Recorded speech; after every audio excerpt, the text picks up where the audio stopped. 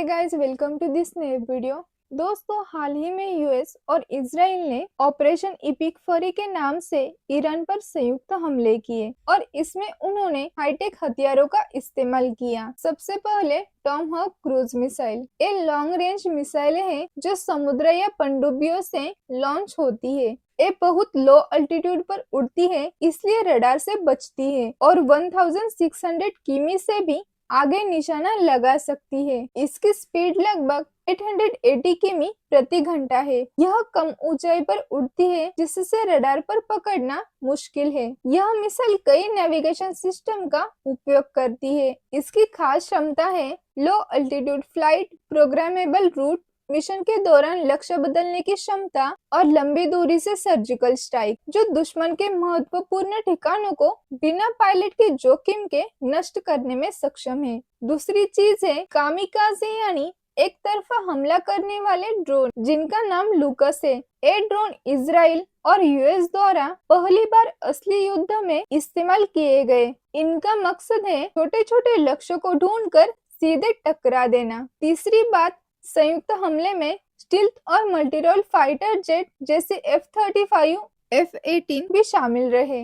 F-18 super hornet, यह एक multirole fighter jet है। Air to air, air to ground, antiship और SEAD mission, और इसकी अधिकतम गति लगभग मैक 1.8 है। इसकी रेंज करीब 1900 किमी प्रति घंटा है। चलिए जानते हैं F-35 फाइटर जेट की खासियतें क्या है। यह 5वीं पीढ़ी का स्टेल्थ फाइटर है। इसमें है low radar cross section, internal weapon bay. इसकी अधिकतम गति लगभग मैक 1.6 है और इसकी सुपर क्रूज सीमित क्षमता है। तो कुल मिलाकर इस ऐतिहासिक ऑपरेशन में यूएस इजराइल ने लॉन्ग रेंज मिसाइलें, आत्मघाती ड्रोन, फाइटर जेट्स का संयुक्त इस्तेमाल किया ताकि दुश्मन के एयर डिफेंस और महत्वपूर्ण सैन्य निशानों को एक साथ नकारा जा सके।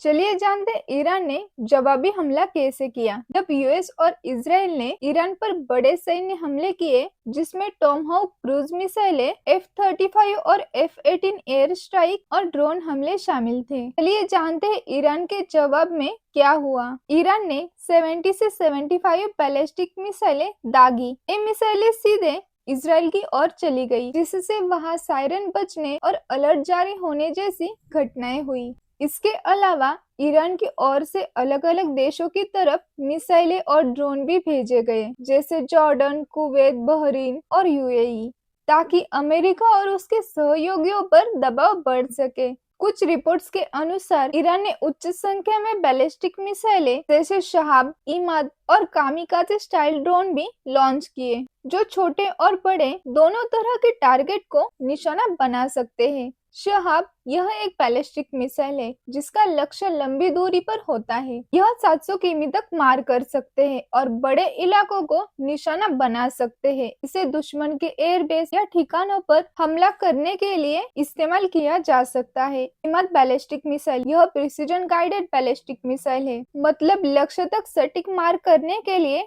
टर्मिनल गाइडेंस सिस्टम होता है। पारंपरिक बैलिस्टिक मिसाइल के मुकाबले यह ज्यादा सटीक होता है। गदर मिसाइल, यह शहाब सीरीज का अपग्रेड वेरिएंट है। इसका लक्ष्य मध्य पूर्व के कई हिस्सों को कवर करना है। कामिकाज़े ड्रोन, ईरान खुद शाहेद जैसे कामिकाज़े ड्रोन विकसित करता है, जिनका उपयोग बड़ी संख्या में किया जाता है। ये सस्ते होते हैं और लक्ष्य पर सीधे जाकर धमाका कर देते हैं। ईरान का पलटवार सिर्फ एक देश पर मिसाइल दागना नहीं था, बल्कि उसने खाड़ी क्षेत्र और कई देशों को लक्षित करके प्रतिशोध की ताकत दिखाई।